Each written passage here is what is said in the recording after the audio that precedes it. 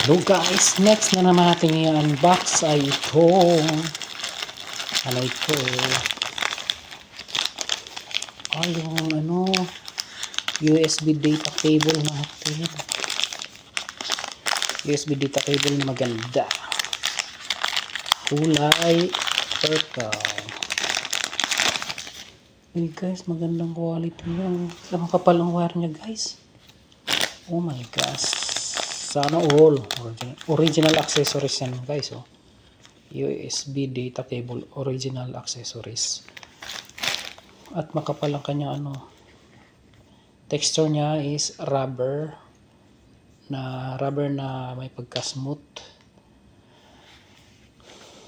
Oh guys, ang kagandahan yan guys. Data cable yan guys. Pwede ka mag-transfer ng mga data neto. At hindi lang yan dahil ito ay pwede pang na-adjust to guys. So, dulo-dulo yan. Tingnan mo. Ito guys sa ngayon naka-set up siya ng USB-A to Lightning pang iPhone. Mga dating iPhone na yan. Naka-Lightning port siya. At pag binuksan naman natin to, paano ba to? Hilahin ba? Uy, hinila nga. Ayun o. Pag hinila mo naman, naka type C mail plug na siya guys. Ayun o. Type C mail port, mail plug. Yan. O, diba guys? Testing natin yung ating last lang, testing lang natin kung ito ba ay dahil ito naman ay type C. Testing lang yan. Aba, ayos din. Kasya sa type C.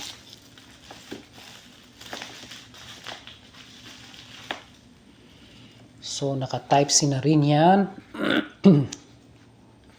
Sa kabila i-check natin.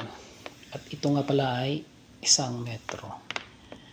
1 metro lang guys, pero meron siyang mga option na 1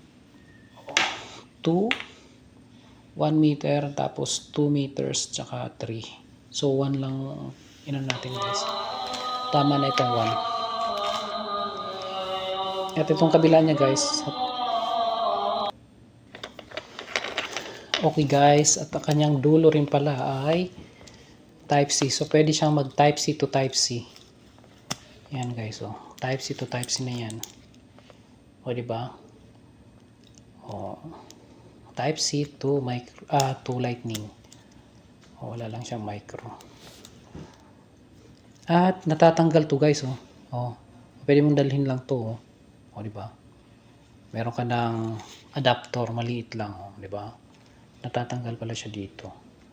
O, pwede naman siya hindi matanggal. Dikitan mo na lang siya ng pero okay lang yan guys. Maganda na yung natatanggal talaga to kahit pwede siyang ilipat-lipat lang.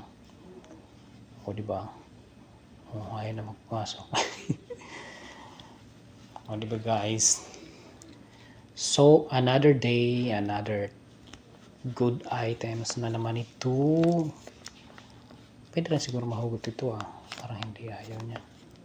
Try natin hugutin ito, baka pwede. So ito lang nahugot at pwede na natin dikatan yan. Magandang cable na to guys. Kaysa magdala kayo ng maraming cable, ito na lang dalhin nyo, isa lang. Pwede pa siya, parang 4 na siya, no? Or 3 or 1, 2, parang 4 in 1, parang gano'n ang dala mo. 3 in 1 or 4 in 1. Ayan na guys. So cable, ayaw nga pala. At saka ito guys, nailaw din ito. Nailaw itong nandito niya. Teka lang, para natin testing. Wait lang guys. Kuha tayo na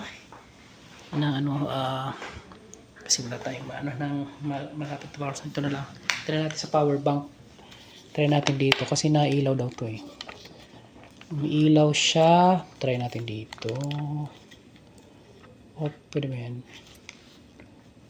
Pwede kaya yan. So ito dito. Pag ganon. Wala naman siya outlet. Nailaw. So pwede siguro yan dito. Pero input ito ah.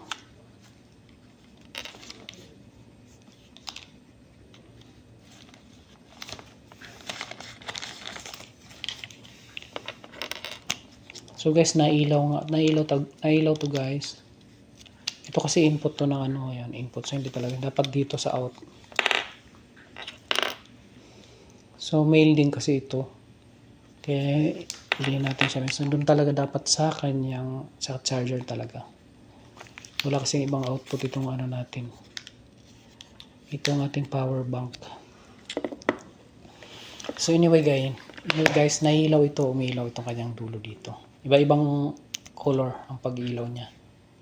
Ito guys, yan. Nailaw yan. Ayan o, ito nailaw yan.